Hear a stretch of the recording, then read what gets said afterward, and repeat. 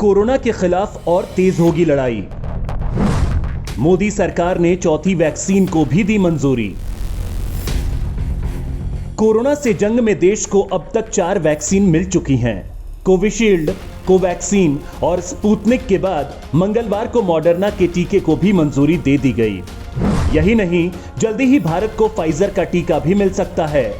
जी हां, corona virus के खिलाफ लड़ाई में भारत को लगातार एक के बाद एक बड़े हथियार मिलते जा रहे हैं और नतीजा भी सबके सामने है कि ग्राफ अब धरातल पर आ चुका है।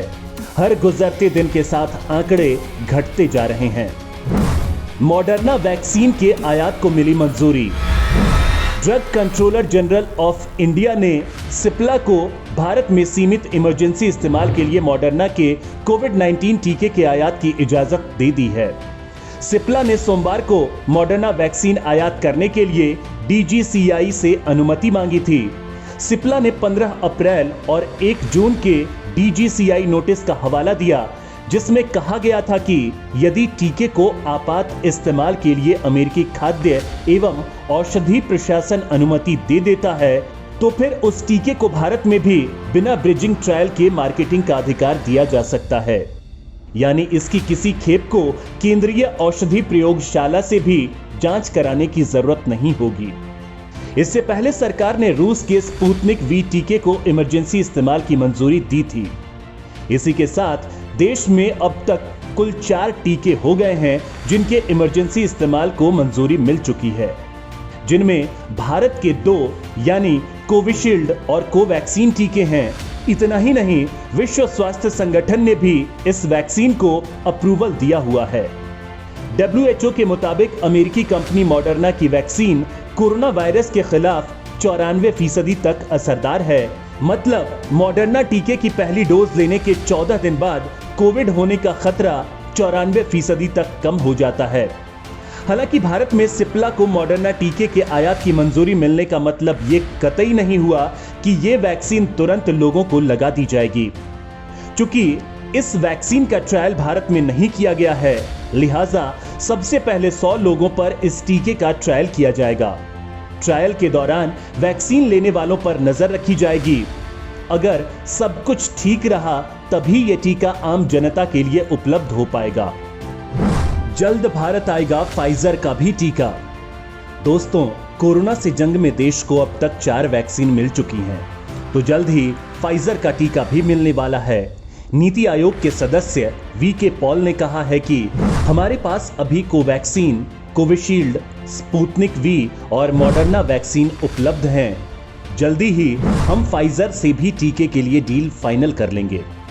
इसके अलावा गर्भवती महिलाओं पर टीके के असर को लेकर भी उन्होंने भ्रम को दूर किया है। VK पॉल ने कहा कि गर्भवती महिलाओं को कोरोना वैक्सीन से कोई रिस्क नहीं है, उन्हें यह टीका जरूर लगाना चाहिए।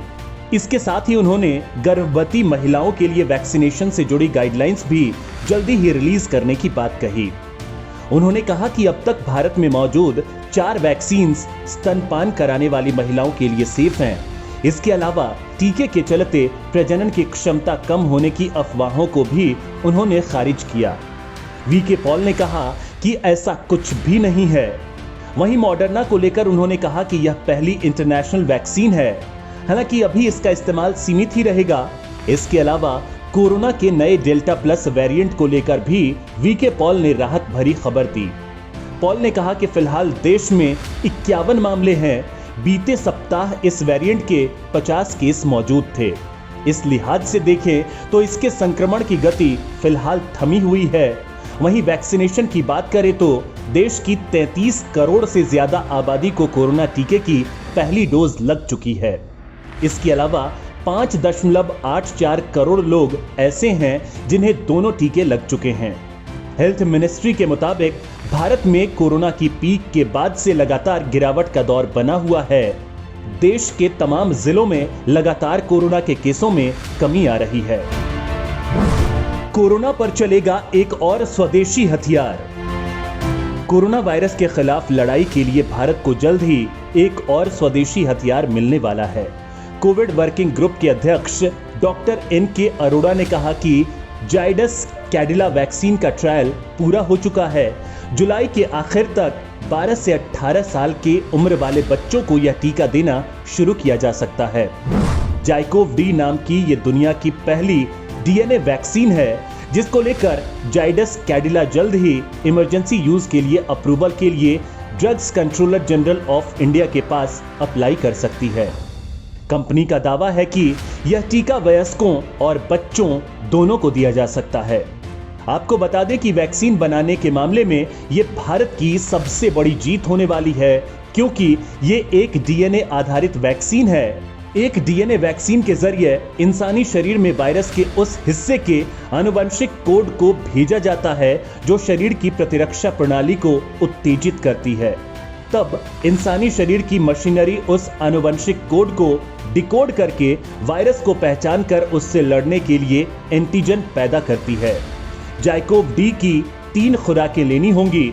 हालांकि अभी ये क्लियर नहीं है कि इनके बीच कितना अंतर रखा जाएगा। हालांकि कंपनी 2 डोज पर भी काम कर रही है। इसकी 5 करोड़ खुराक इस साल देश को मिल जाएगी।